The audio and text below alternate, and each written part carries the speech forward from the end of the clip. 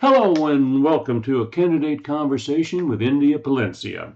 She's a candidate for the Lee County School Board District 6, which is the at-large position, meaning anyone that can vote in Lee County can vote for her. And since it's a nonpartisan election, you can be a Republican, a Democrat, or no party affiliation and vote. And the election is August 18th, so it's coming up quick. As someone who never had children, I didn't pay much attention to what goes on in the school board until I met India a few months ago. And she informed me that about half of my real estate taxes and almost 10% of my sales taxes go to support Lee County schools. Their budget is about $2.9 million, and I thought maybe I should start paying attention. Now, this was supposed to be a candidate forum. I asked her opponent, Jada Langford Fleming, to be a part of this. She's the incumbent, and she's running for her second term. I called her campaign manager, a guy named Terry Miller, and he seemed very interested, particularly when I told him the format, which would provide the questions in advance so that the candidates would have an idea of what was going to be asked of them and have a chance to come up with the answers. This is the way it works in real life. So there's no off-the-wall gotcha questions. I may ask follow-up or clarification questions, and I offered them the same opportunity. I spoke to Terry Miller on the phone twice, sent him 2 emails, and after a week not hearing back, I said, I got to move ahead with this. Perhaps Jada does not feel that she can or has to defend her record on the school board. She is just one of 7 votes, but she does vote with a majority most of the time.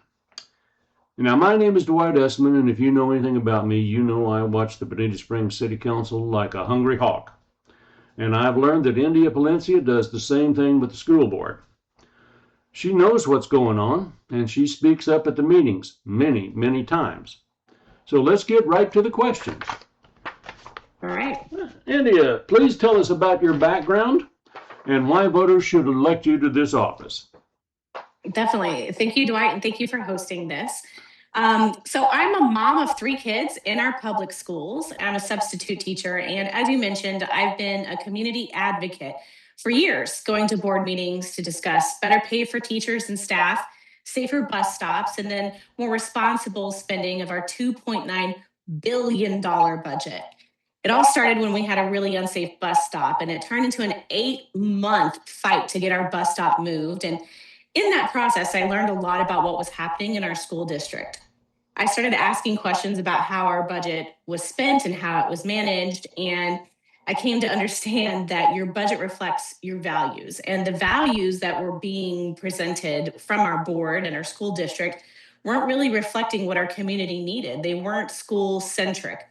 We had teachers going up to the podium during board meetings saying they couldn't even afford to feed themselves or their families. And with a background working in telecommunications and managing retail locations on the East Coast of Florida for 10 years, I couldn't comprehend why we didn't have a line item budget at our district level to see where that money was going and direct it back to our classrooms. So having gone to those board meetings for years and seeing no changes, despite the fact that the public was speaking up, I decided that we needed a voice on our board that would reflect the community and our community's needs and our school's needs. So that's what pushed me to run. And those are the qualifications that I carry to help me be a very successful board member.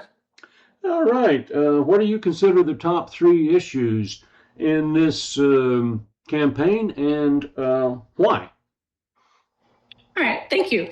So I know a lot of this, it goes back to the budget.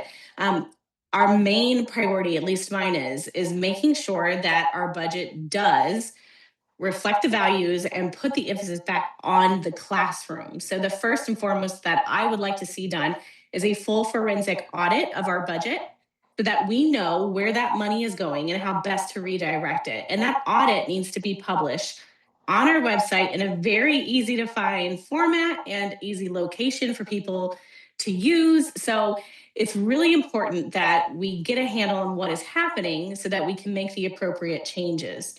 The budget is the number one priority, and making sure that we get a hold of it. With a $92 million budget deficit this year, we've been having to move money over year from our capital budget. And with it so large this year, it forced our district to make decisions. And instead of cutting from the top, they decided to make cuts at the school level. I'd really like us to have a better handle on our budget and understand where that money is going. The second priority is investing in our teachers so that we retain good teachers, we recruit talented teachers, and the only way to do that is to value them and give them a fair wage. Every year we seem to come up with anywhere between $10 to $20 or $10 to $20 million for these schemes, as I like to call them. They're incentives to try to get teachers to go to hard to fill locations, but they're only available for certain teachers, not every single teacher in our district. And it's for a 1-year raise. So you'll have a teacher who moves across town to a hard to fill position, gets a $10,000 raise, but then the next year, they're back to making less than a living wage.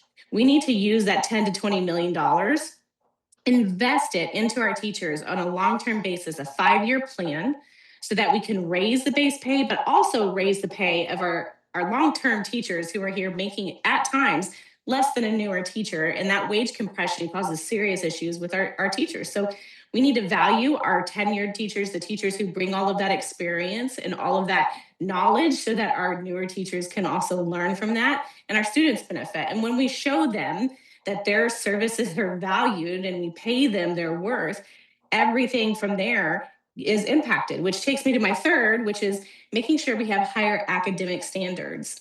We, on a state level, lowered our standards, and it made us look great this year. We don't have any DRF schools. They're really proud of it. What they're not saying is that 36% of our schools are C schools, and that's with lowered academic standards. And studies show when you lower those academic standards, it doesn't actually end up helping our students. That's why we only have 54% of our students who can read and do math on grade level, and we have kids who are graduating having to do remedial courses in college. That's a failure to our students and our community. So we have to raise that bar, hold them to a higher standard than even the state, and shoot for that instead of shooting for a lower standard. And the way to do that is to make sure that we have resources in our classrooms to support our teachers, paraprofessionals, staff, curriculum. All of it has to be of the best quality. And it goes back to that budgeting and making sure that our budget is focused on the classroom, not on growing administrative positions, departments, bureaucracy, like spending over $250,000 on lobbyists or going over our construction budgets. Those things are misspent budget, and we have to get that money back focused on our schools. So your first priority was the budget. You mentioned a forensic audit. Any other things that you think you can propose as a member of the school board that will help the budget? Definitely. We need to put some guardrails in place, because many of the things our board approves all go on to a consent agenda. So I would like to see policy that sets a standard, and the board should discuss what this number should be. I think it should be pretty low, where if it's over that amount, then it has to be discussed in the school board meeting, and it cannot be added to the consent agenda. The public deserves to understand why we're making these large budget purchases, and they need to understand why we're doing it, because that builds trust. It also creates accountability and transparency, which is overwhelmingly what I hear when I'm knocking on doors and talking to people. They don't trust our board. They feel like there's no transparency and there's no accountability. So that will do all of those things. And it will also just make sure that we're making those right decisions and we're focusing it on our schools. Additionally, I think every budget decision should come with a classroom impact statement. It has to say, is this a net positive, a net negative, or a net neutral for our classrooms? If it's a net negative, we shouldn't be doing it. Net neutral, we should seriously consider if we're going to just stay in one place. And then net positive is what we should really be striving for. And right now, we just don't have those in place. And having those in place would help guide our decision making, be accountable to the public, be transparent, and build the trust with our community. Your second point was invest in teachers, which a lot of people might say, well, what are you going to do, raise taxes? How do we invest in our teachers? we don't have to raise taxes to invest in our teachers. We are already finding $10 to $20 million a year to invest in only a select few of teachers. My ask is we just take that $10 to $20 million and invest it more wisely and invest it in all of the teachers. And I also think that once we do that full forensic audit, we will find places of waste and be able to redirect that to not only invest in our teachers, but also our support staff as well, because they're a wholly overlooked group of folks who we desperately need in our schools to have a fair wage as well. So I don't think we need to raise taxes at all. I think we just need to be smarter about how we're managing our budget. And your third issue was to raise academic standards. You've talked a little bit about investing more in teachers.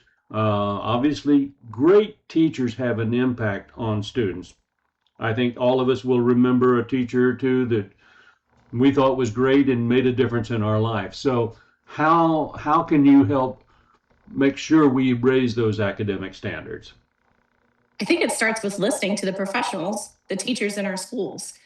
On the campaign trail, I have run into tons of teachers and they have brilliant ideas. I mean, amazing ideas of how to create more effective and more cost effective curriculum for our students. So I met one teacher and she said I could save our district $5 million on high school ELA instruction. And she had a whole presentation. It was amazing. And she sent it to me. I said, oh my God, have you showed this to the district? And she said, yeah, I did. And they told me they're not in the business of saving money. I'd beg to differ when you lose $92 million in a year.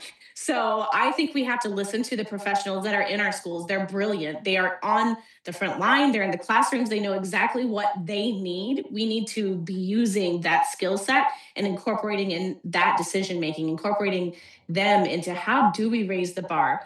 How do we make our education system more streamlined and more effective and also reduce cost if possible? So I think it's using the very people within our walls to make ourselves better.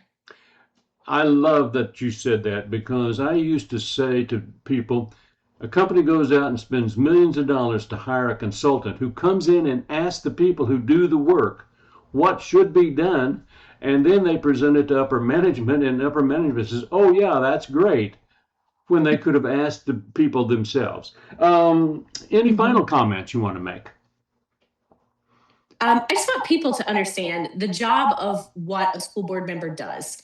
A school board member is meant to be in charge of the purse and the policy. Their job is to make sure that our schools have what they need. And with the $2.9 billion budget, that's a huge responsibility. That is a huge budget. And it requires a person who is not going to go into this position with any kind of political bias or ideology, but someone who listens to the community, no matter anybody's background, no matter what their political ideas are or what their economic background is or what part of town they live in. We need to hear every part of our community and listen to what they have to say so that we can make judicious decisions on behalf of our community that reflect what our community needs and helps them. So I hear a lot of political like politics brought into this stuff. And quite frankly, we need to keep that out of here. We need to make sure that we focus on our education system, we focus on our kids, we focus on making that better and leave the national political nonsense noise out of this. This is about our community. It's not about some national political identity of any kind. It's about making sure our kids and our teachers and our community has what they need.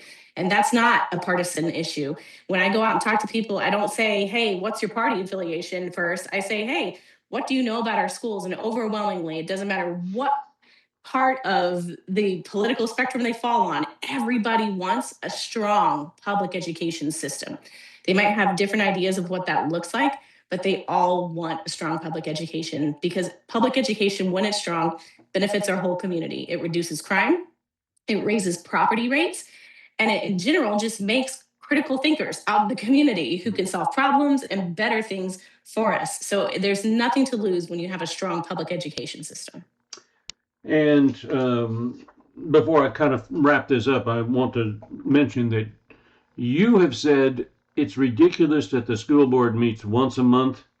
They used to meet twice a month, and it needs to go back to that so that there is more public comment. Now, I had asked you before, you're willing to answer questions by email. Uh, I will have put your email address up on the screen, but it's india@palencia.com. I'm sorry, india@palenciaforus.com. Now, if you think this has been informative, please share the link with your friends, neighbors, and coworkers. This election is important, and I'll try to do some more of these before the November election. So thank you for watching, and please, if you got questions of India, email her. She will answer you. Thank you.